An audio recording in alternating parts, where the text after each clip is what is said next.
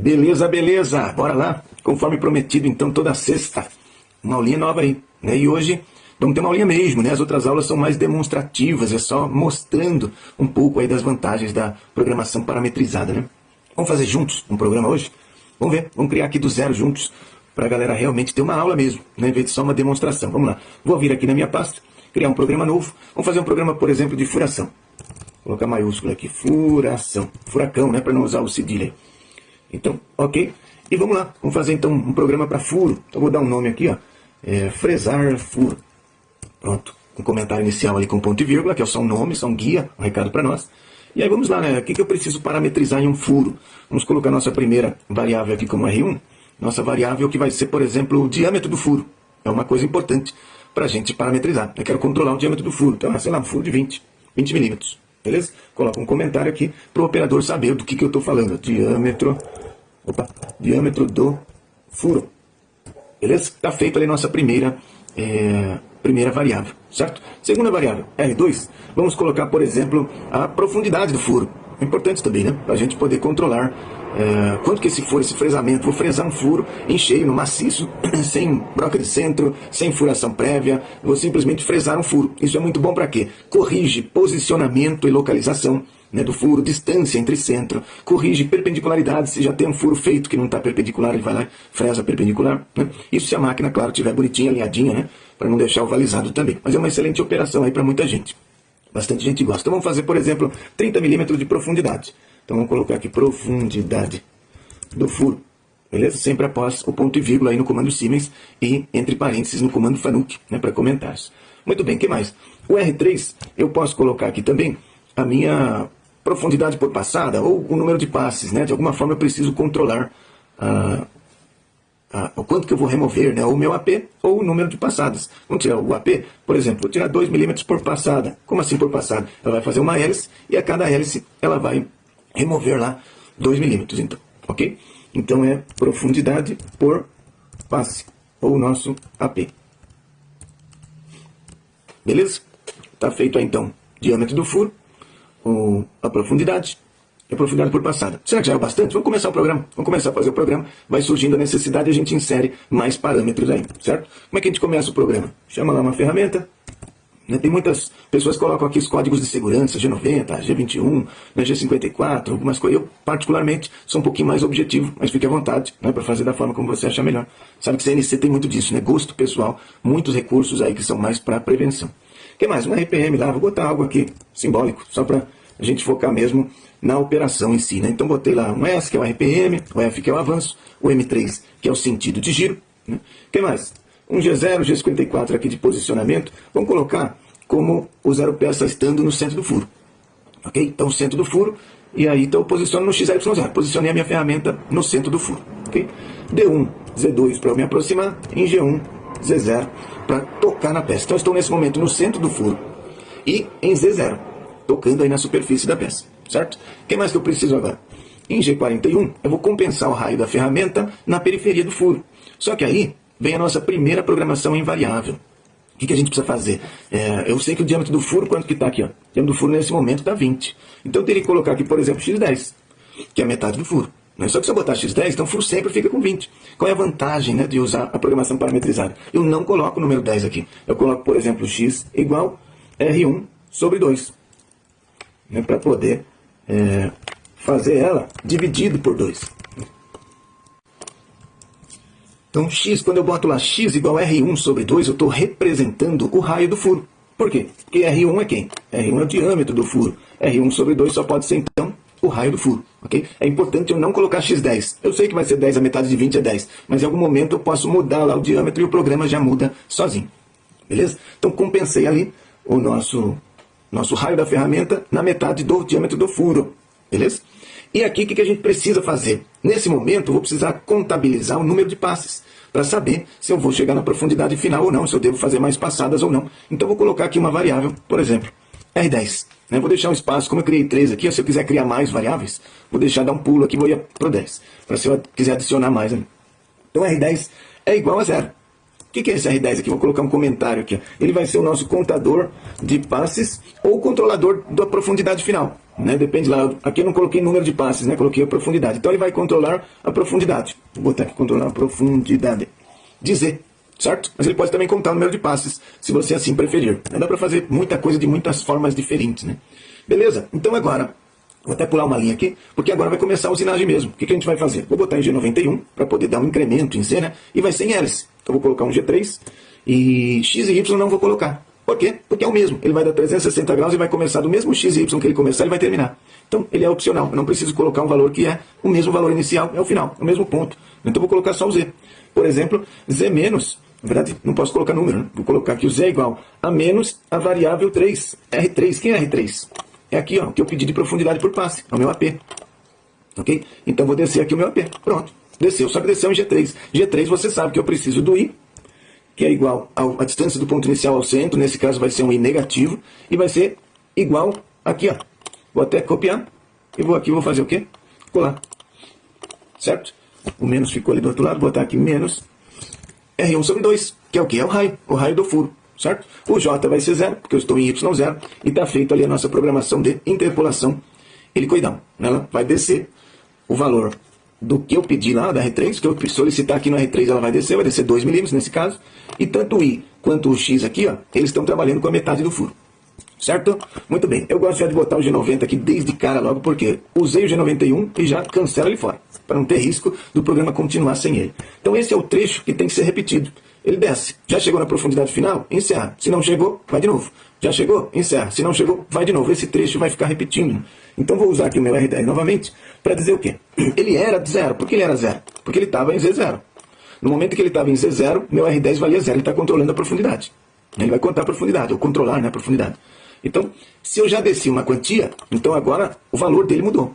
Então vai ser, o R10 vai ser igual a R10 mais o R3. Como assim? Quando eu digo isso, eu digo que o valor de R10 é igual ao valor que ele tinha antes, mais o acréscimo do que eu já desci. Eu não desci R3? Então vou adicionar aqui R3. Ah, mas o R3 lá está negativo, aqui está positivo. Pois é, um gosto pessoal meu. Eu gosto de contador, contabilizar, né, avaliar, controlar. Eu gosto sempre de estar no número positivo. E trabalhar com número negativo para algumas pessoas pode ser mais complicado, né? Pode confundir algumas pessoas aí. Principalmente quando a gente tenta colocá-la maior ou menor. Mas quando é menor do que zero é uma situação, maior do que zero é outra situação. Então eu gosto de trabalhar no número positivo. Mas qual que é a ideia? Comecei em Z0, o R10 valia 0. Se eu desci um valor equivalente ao R3, então eu estou adicionando a mesma equivalência aqui. Se meu R3 vale 2, então nesse momento, né, eu desci até o Z-2 e o R10 vai ser 0 mais 2. Então o R10 vai ser 2. O R10 sempre vai me dizer a posição atual do Z.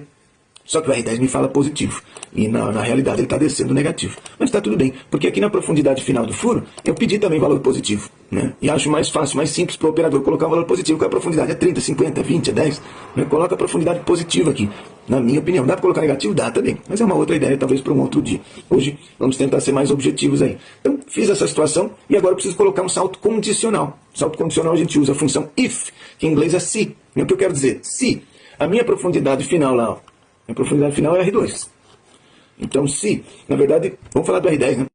Se o valor atual do meu R10 for menor do que o que eu pedi lá no R2, R10 é o que eu estou controlando. Qual é a minha profundidade atual? O R10. O R10 fala da minha profundidade atual. Então, se a profundidade atual for menor do que a profundidade final, que eu pedi aqui, ó, logo eu tenho que repassar. Então, se for menor, go job, que é vá para trás, né? Go to é vá para, o B é back. Go to back, volte para trás, até uma palavra. Tem que escrever uma palavra aqui, por exemplo, vou escrever repasse. Poderia ser qualquer palavra, tá? E aí eu coloco aqui o ponto que eu quero que ele salte, né? Repasse. Tem que ser a mesma palavra, esse é o truque, né? Essa é a chave do negócio. Eu quero go to, volte para o repasse. Ele vai voltar lá e vai poder repassar. Ok? Tem que cuidar aí com 2 S, né? Não usa cedilha, acento, essas coisas aí, caracteres especiais. Pode ser a palavra aqui, ali, volta, início, começa, fim, perfil, furo, qualquer palavra, tá bom? Desde que seja igual aqui as duas. Certo? Isso vai fazer com que, enquanto o R10 for menor do que a minha profundidade final, ele vai dar outro passe, dá outro passe, dá outro passe, dá outro passe. Vai chegar um momento que a R10 vai chegar na minha profundidade final. E aí ela deixa de atender essa condição aqui, ó. R10 é menor do que R2, volta. Mas chega uma hora que ela não é mais menor do que R2. Ela vai ser igual. Ela vai ser 2, 4, 6, 8, 10, 12, 14, 16, 18, 20, até quanto que eu pedi aqui? Nós pedimos 30. Até o 30. Chegou no 30, ele vai falar 30 é menor do que 30? 30 não é menor do que 30. Então ela não volta mais para repassar. Ela vai adiante. E aí o que eu faço? Boto lá, sei lá, G1, G40, XYZ, para descompensar o raio da ferramenta, né? Isso é um pouquinho perigoso, a gente vai ver. Ela tem que ter esvaziado o furo por completo para poder fazer esse movimento aqui. Esse movimento aqui tem algum risco, né? A gente aprende no meu curso a tirar todo o risco e deixar um programa seguro, tranquilo, tá bom? Aliás, essa aula é um pouco corrida, né? O Reels aqui tem um limite, lá eu preciso explicar o mais rápido possível para poder não ficar uma coisa extensa. Mas no curso eu explico com muito mais calma, faço junto com vocês, linha por linha, explico melhor linha por linha. As aulas têm 30, 40 minutos de duração, tá bom? Entre 20 e 40 minutos de duração as aulas, e aqui eu explico um pouquinho mais rapidinho para poder ser mais objetivo mesmo, tá bom? Bom, finalizou, foi até o centro, posso lá G0, Z200, um M9 talvez, um M30, enfim... Tem lá, algumas pessoas encerram diferentes, trazer a mesa para perto da porta, né? Tem muitas coisinhas aí que a gente pode fazer. Mas ok, para a gente simular, eu preciso aqui inserir um blank. Eu vou inserir aqui um material retangular.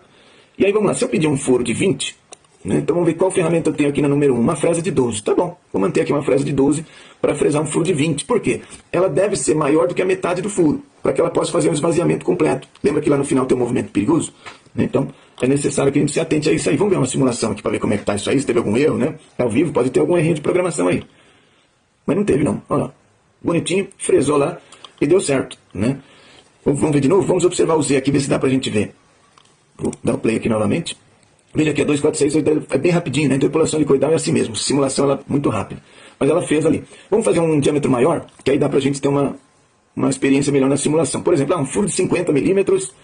E profundidade pode manter, aqui pode manter. Furo de 50, mas eu tenho que usar então uma ferramenta maior, né? Vou usar uma ferramenta de 25, então, que é metade do furo, né? Para fazer um esvaziamento completo. Então veja, eu vou mudar aqui também. Vou fazer aqui, sei lá, 20 milímetros de profundidade e vou fazer de 1 em 1.